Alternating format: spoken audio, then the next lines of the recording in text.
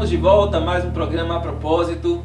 Hoje uma convidada que eu sou apaixonado assim, porque ela é linda por dentro e por fora e a gente tem uma afinidade muito grande, né? Juliana já esteve aqui, Juliana Calisto, psicóloga, que hoje vem falar sobre relacionamento.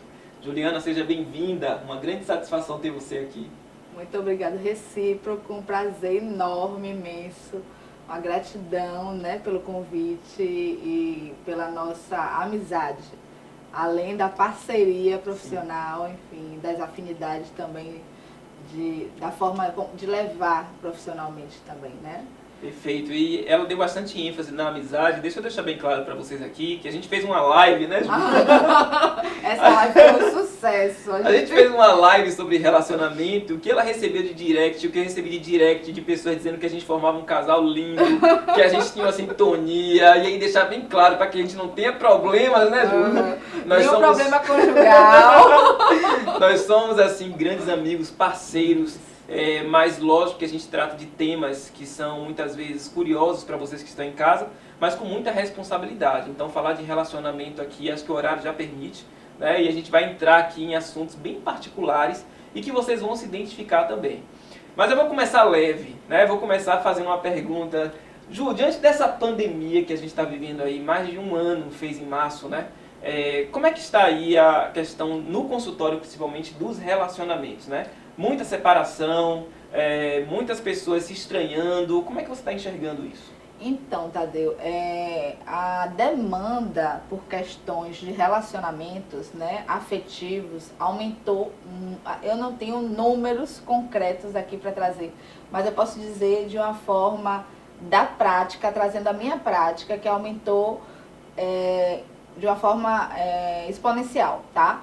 Eu sempre eu sempre fiz terapia de casal, mas tanto no nível individual como no nível de terapia de casal, as demandas, né, por questões voltadas para o relacionamento aumentaram muito.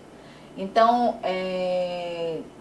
o que eu penso é que a hiperconvivência, em algum momento, nós e nossos parceiros, quem está numa relação, né, estivemos numa hiperconvivência, quem está numa relação, quem está casado, quem está namorando, porque teve mais tempo, ficou mais em casa, ou tiveram aqueles casais que passaram por um distanciamento físico, né, por conta do distanciamento mesmo, do isolamento. Mas, assim, aqueles que passaram por uma hiperconvivência, eu sempre pergunto para os pacientes, vocês têm duas possibilidades, ou transformar essa hiperconvivência numa nova lua de mel, ou transformar num estado de guerra.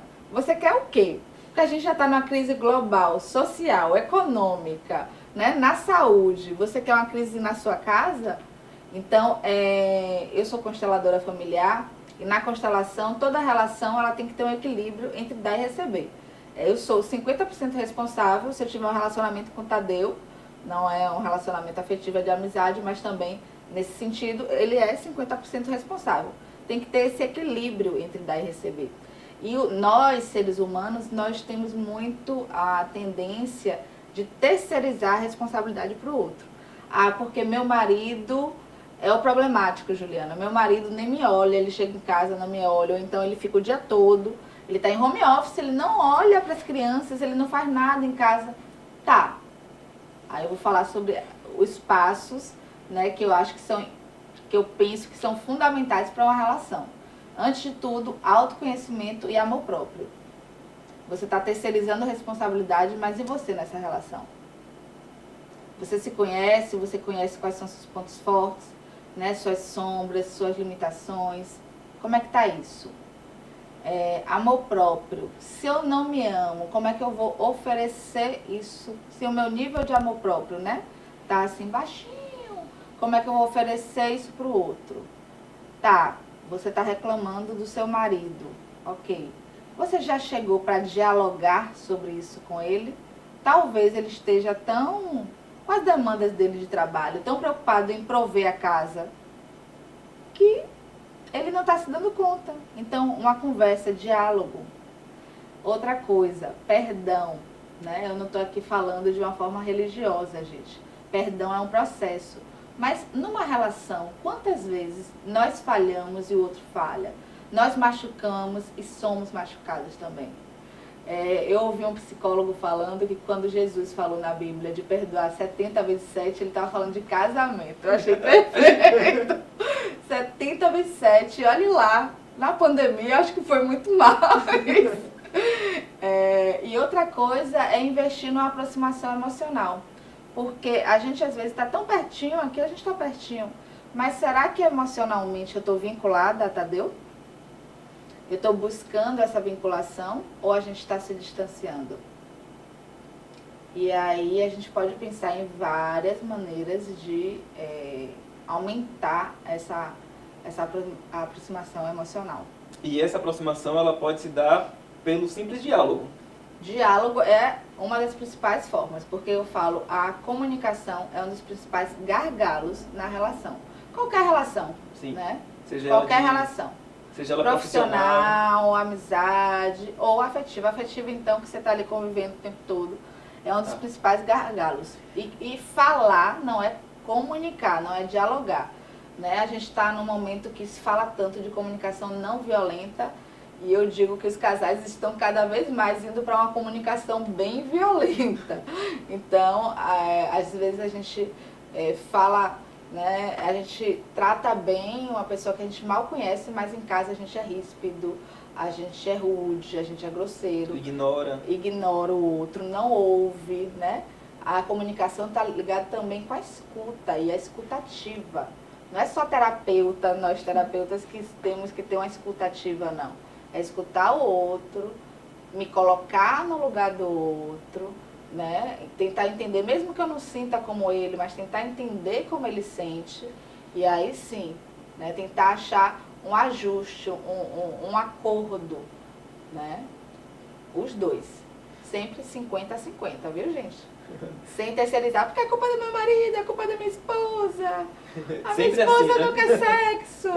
Aí já vai para outro lado. Cada um tem a sua reclamação, né? Tem suas reclamações. Verdade. Ele não olha para as crianças. Agora, nessa pandemia, a gente tem visto também que as pessoas estão terceirizando também uma crise que já existia para a pandemia. Né? Você percebe isso ou só eu que tenho percebido isso? Então, assim, o casamento ele já vinha sendo desgastado, o relacionamento. Mas aí veio a pandemia e disse assim, não dá mais, a pandemia, a gente está convivendo, a gente está brigando muito. Acontece muito isso? Muito mesmo. Né? A gente tem que ver o que é do cenário atual, né, da pandemia, e o que é da relação, o que já existia na relação. Existem questões que foram potencializadas pela hiperconvivência e também assim foram percebidas. Eu não sei você, mas assim, tenho visto muito casos de relações abusivas. Sim. E estou começando a falar mais sobre isso, né? A me debruçar mais, a estudar mais sobre o ciclo abusivo. Por quê? Porque o abuso psicológico, muitas vezes, na maioria das vezes, é muito sutil. Então, na hiperconvivência, você estando, né, o tempo todo pertinho, você percebe mais, você é capaz de perceber mais esse abuso. Então, era uma coisa que normalmente já existia no cotidiano, e aí o parceiro ou a parceira percebe, não, isso não está legal, ele me ofende, me humilha, né? Ele é manipulador, é controlador, ele ou ela, porque o abuso pode ser, independe de gênero ou orientação sexual, né? E aí começa a perceber essas sutilezas. Então, às vezes, são questões que já existiam na relação. Sim. Ah, a libido não tá legal. Às vezes já não estava legal, só que vocês estão tão juntos que aí vocês percebem, poxa, a gente está tão junto e não está rolando. Isso. Por que não está rolando a química, o desejo, a atração? E aí, essa pergunta também, uma grande curiosidade, eu recebo muitas perguntas em relação à questão do sexo, da libido. De casais reclamando que a libido baixou, caiu nessa pandemia, né? E aí atribui isso à pandemia, quando na verdade, antes a desculpa é eu tô cansado, cheguei cansado, tô exausto, vou dormir. E aí também tem a questão do machismo, né? Para o homem ele acredita que para a mulher é muito mais fácil ceder, e para o homem é mais difícil porque tem a questão da ereção, né?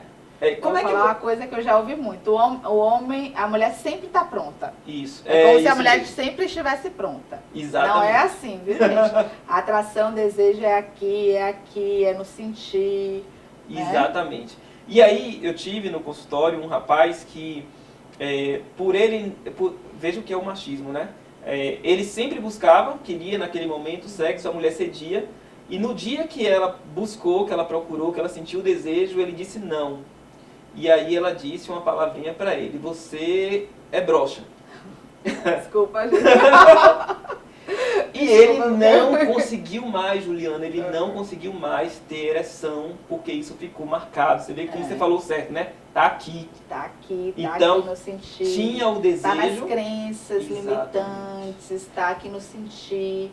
Então, mesmo pro homem, sim, mesmo com esse machismo estrutural, ele não é tão capaz assim de, vou mandar e de repente eu quero, não. E a coisa se tornou tão grave que ele esperava sempre ela deitar primeiro para ela pegar no sono, porque ele tinha receio dela buscar, tocar nele e ele não conseguir ter a ereção. E mais uma vez ele ouvia aquilo: você é broxa. Então, veja como são gatilhos que são disparados. Olha como ficou, exatamente, né? Exatamente. Aquele pensamento automático ali: você é broxa, aquela fala mentalmente. Isso. Né? E aí, como você falou, né, o abuso psicológico, ele acontece dos dois lados. Né? Então, assim como ele passou por essa questão psicológica, a gente tinha visto que era mais comum a mulher passar por isso, né? Mas a gente vê que com o homem também isso acontece. A gente ouve mais casos em que a vítima é a mulher, né? Num relacionamento heteroafetivo. Mas existem vítimas, homens e mulheres, em relacionamento hétero, homoafetivos, enfim.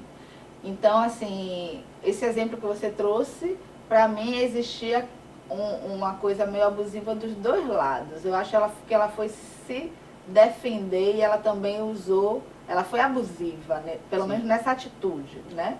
Porque ele queria dar na hora dele, no momento dele. Mas voltando para a questão assim da libido, a libido ela é complexa, ela é multifatorial. Então não é só a atração que eu sinto pelo meu parceiro, pela minha parceira, não é só a questão fisiológica, porque ele devia estar bem, né? Se ele for no urologista, deve estar bem, tudo ok aí. Mas você viu que como a fala da mulher ficou, né? E de repente está ali martelando esse pensamento automático. E repercutiu tanto que ele não está conseguindo, né, manter relações com essa mulher. Mas então, para dizer que a libido é multifatorial. Então, pode existir muito amor, pode existir atração e alguma coisa não está funcionando. O que é, Juliana? É a pandemia?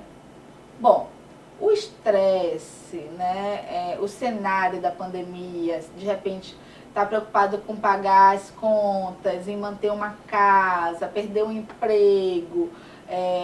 Eu vi um estudo da USP que o Brasil, eu acho que entre 10 países, eu não sei aqui nomear esses 10 países, não me recordo, mas entre 10 países o Brasil é campeão em casos de depressão e ansiedade.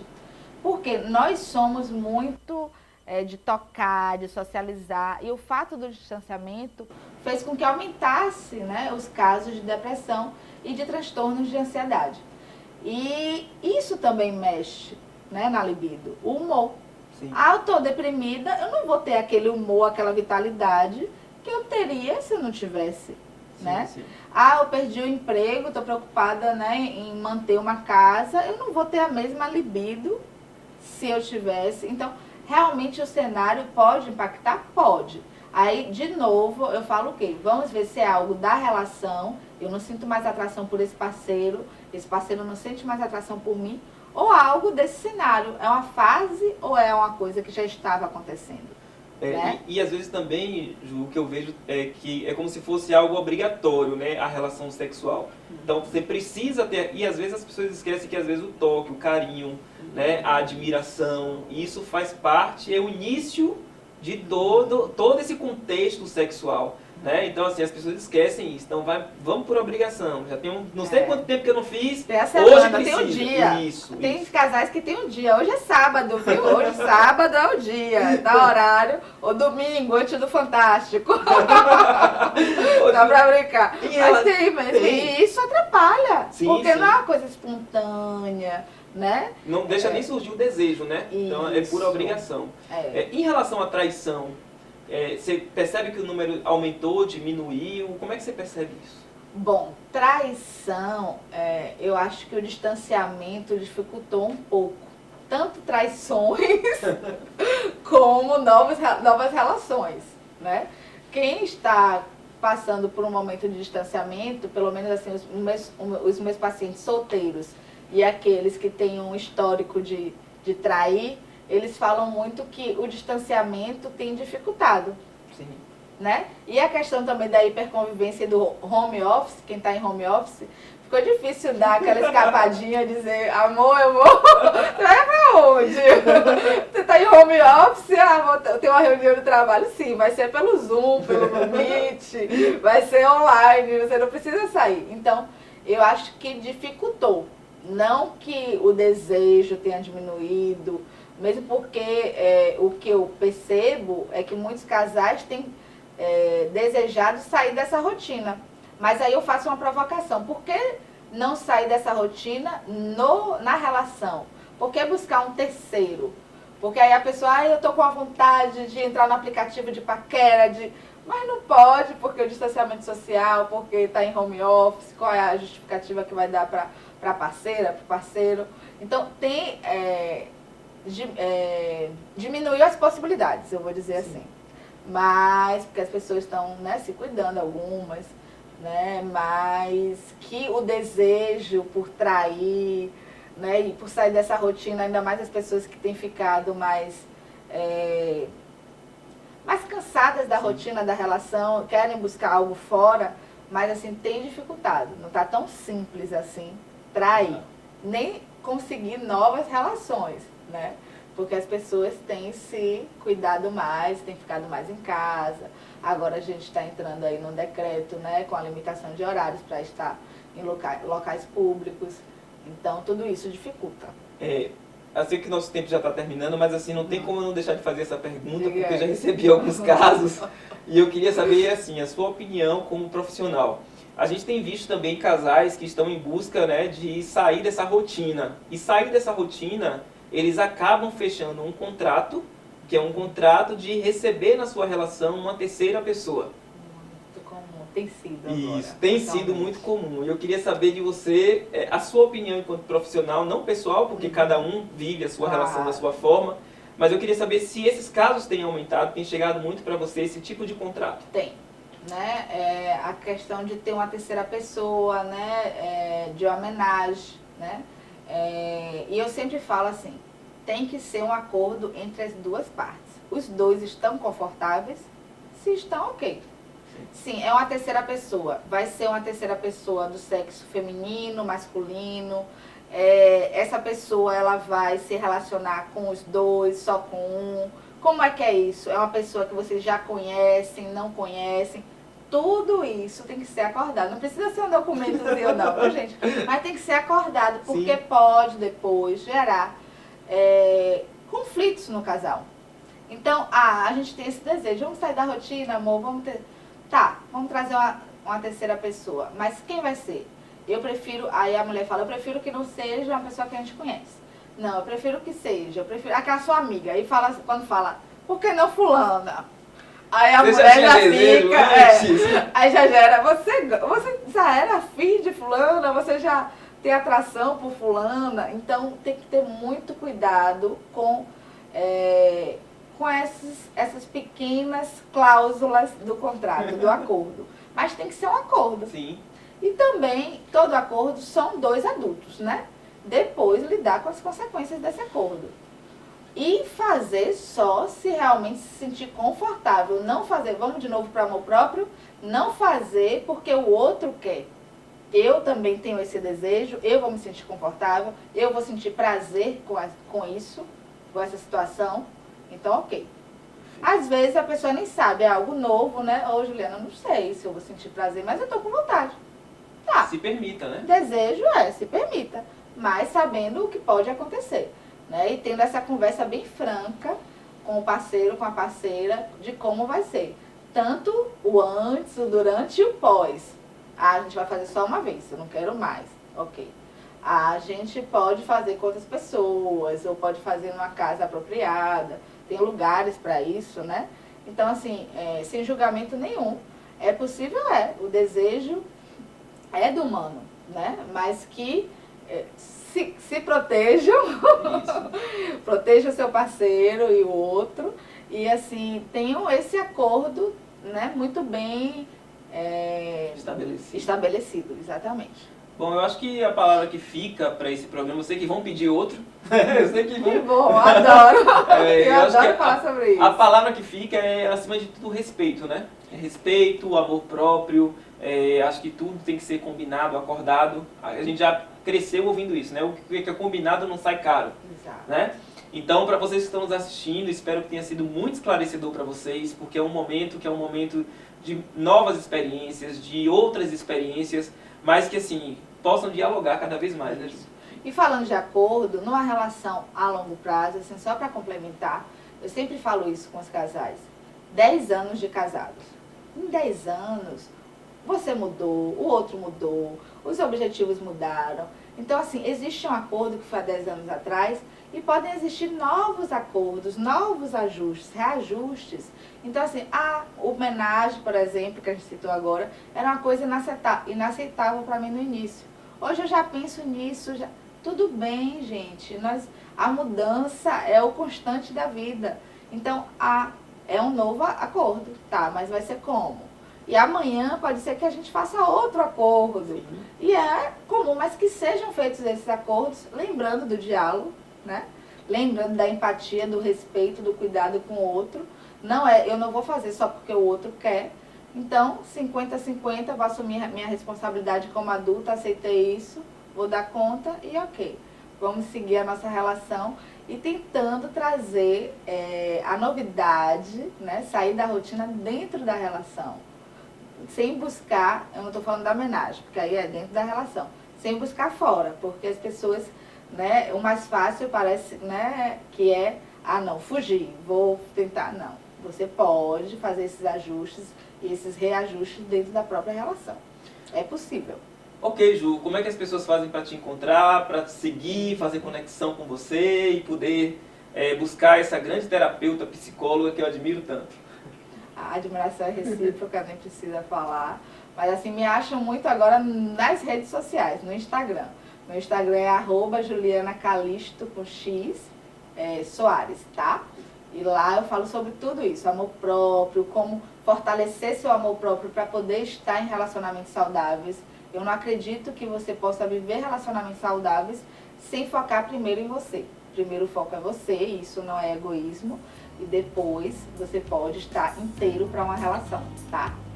É isso, gente. Então o importante é a gente ser feliz, não importa como, mas que haja o respeito, o diálogo, a admiração, mas o importante é a gente estar feliz e fazer outras pessoas felizes também.